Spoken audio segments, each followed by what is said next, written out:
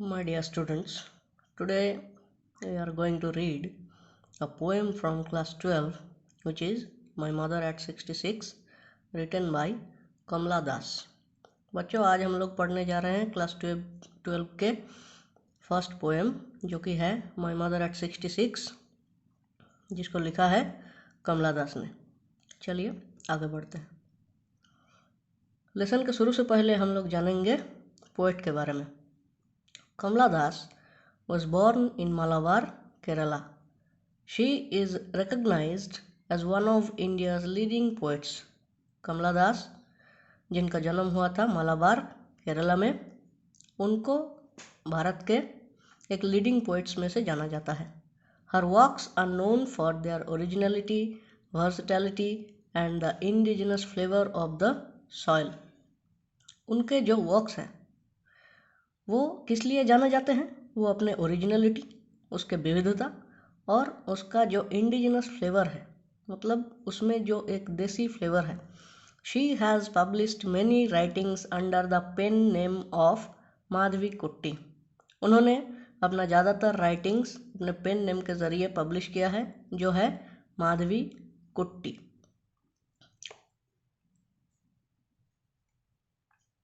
Some of her well-known poetry collection included Summer in Calcutta, The Old Playhouse and other poems.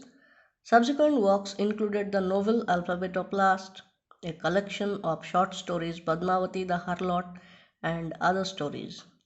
उनके कुछ जाने माने जो works है वो है Summer in Calcutta, the old playhouse and other poems.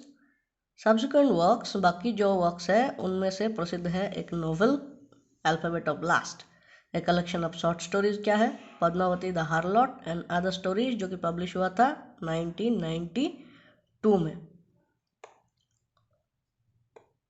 In 1985 she received the prestigious Sahitya Akademi award. 1985 में उनको साहित्य अकादमी अवार्ड दिया गया था। She is a sensitive writer who captures the complex subtleties of human relationship in lyrical idiom. कमला दास एक ऐसे poet हैं जो कि इंसान का जो कॉम्प्लेक्स सटलिटीज़ है इंसान के रिलेशनशिप में, उनको अपने कविता के माध्यम से दिखाए हैं। Her poems often focuses on her personal life and many other private issues. उनका जो पोएम्स है उनमें से हम लोग क्या देखते हैं कि she generally focuses on her personal life, अपने व्यक्तिगत जीवन और कई सारे अपने व्यक्तिगत इशू को लेके उन्होंने लिखे हैं अपने कविताएं। ना what is the central idea of the poem? इस कविता के मुख्य जो आधार है या मुख्य जो आइडिया है वो क्या है, वो हम लोग जानेंगे। Ageing is a natural process. उम्र, उसका बढ़ना क्या है, एक नेचुरल प्रोसेस है। Everything in the world is perishable by the ravages of time. इस विश्व में जिसका भी सृष्टि हुआ है वो एक ना एक दिन नष्ट हो जाएगा। So is human life. इंसान के जीवन भी वैसा ही है, जिसका शुरुआत है उसका अंत भी है। Human life has 3 phases, childhood, adulthood and old as. इंसान के जीवन का 3 फेज है, 3 फेजेस है। क्या क्या? चाइल्डहुड बचपन, एडल्टहुड मतलब अपना youth age and old age means बुढ़ापा। In the youthful days he is full of energy, but as soon as he approaches his old age and encounters death. वो अपने यूथफुल डे में कैसे रहते हैं? फुल ऑफ एनर्जी, लेकिन जैसे ही वो अपने बुढ़ापा में जाते हैं तो उनको मृत्यु का सामना करना पड़ता है। In our lifetime we have a strong relationship with our near and dear ones. हम लोग जितने दिन जीते हैं उतने दिन हम लोग अपने परिवार परिजनों के साथ जुड़े हुए रहते हैं। After death we get separated from them. मरने के बाद हम लोग सबसे बिछड़ जाते हैं। In this poem the poet describes her extreme attachment with her ageing mother and the fear of separation from her mother.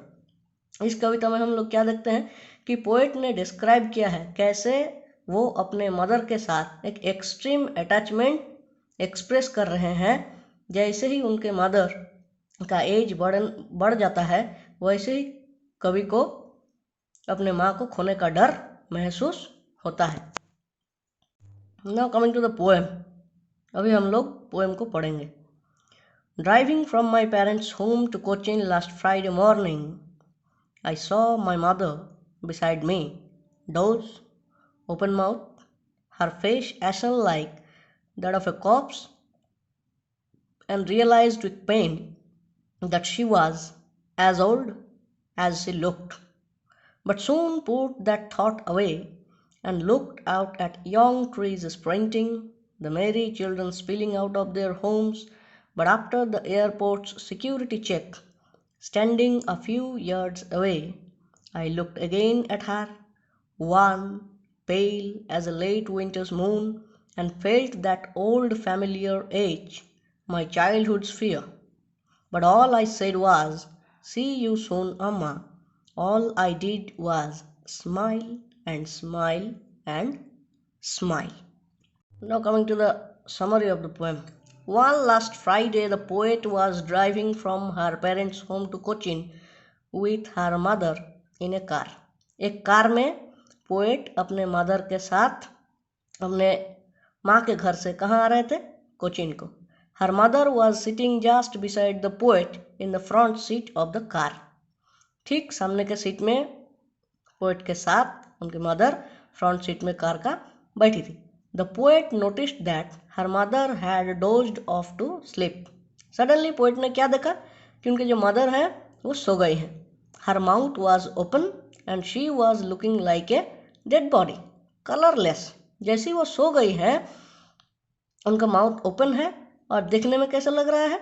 देखने में ठीक एक डेड बॉडी की तरह लग रहा है, कलरलेस, जैसे कि शरीर में कोई कलर नहीं है। The poet realised that her mother was old. Poet को समझ आता है कि उनकी माँ अभी धीरे धीरे एजेड होते जा रही हैं। Not only she felt sympathy for her mother, but also the pain of separation from a mother made her sad. तो उन्होंने अपनी माँ के लिए सिर्फ सिंपैथी ही महसूस नहीं किया, बल्कि उनको ये भी एहसास हुआ कि बहुत जल्द उनको अपनी माँ से सेपरेट होना पड़ेगा, क्योंकि वो जैसे ही कोई एजेड हो जाते हैं, ओल्ड एज के एक्सट्रीम में पहुंच जाते हैं, तो इंसान को एक न एक दिन मरना पड़ता है। नेक्स्ट स्टैंजा क्या होता है? In order to divert her mind from the gloomy thought, the poet looked out of the car's window. वो अपने उस सोच को दूर हटाने के लिए क्या करते हैं? कार की खिड़की से बाहर की तरफ देखते हैं। There she saw young trees were passing by so swiftly. जैसे ही वो गाड़ी चला रही थी तो रास्ते के साइड में जो पेड़ था वो क्या रहा था? देखने को लग रहा था कि बहुत जोर से वो जैसे भाग रहा है। Little children were running out of their houses to play.